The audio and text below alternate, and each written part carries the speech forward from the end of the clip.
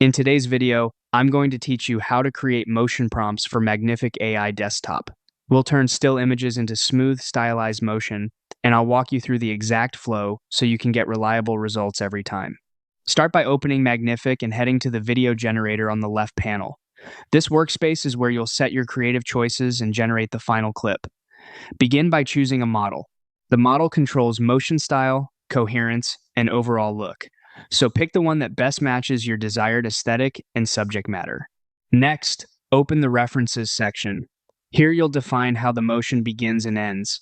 Click Start Image, then either select an image from your library or upload one and click Add. Choose a sharp, well-lit image with a clear subject to help the AI lock onto important details. Now click End Image and repeat the process, selecting or uploading the frame you want to land on, then Add.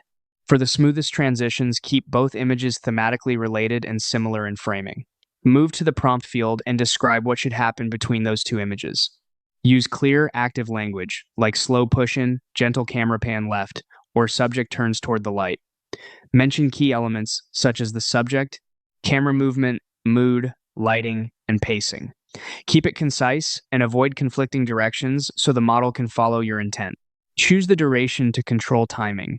Short durations feel snappy, longer ones allow slower, cinematic moves and more development between start and end. Then select the layout.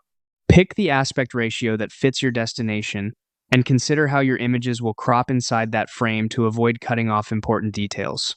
Decide whether you want sound effects. Turn them on for quick ambience or keep them off if you'll add audio later in your editor. When everything looks good, click Generate. Rendering time depends on duration and model complexity, so keep the window open. If the motion feels too fast, extend the duration. If it's chaotic, simplify the prompt or try a different model on your next pass.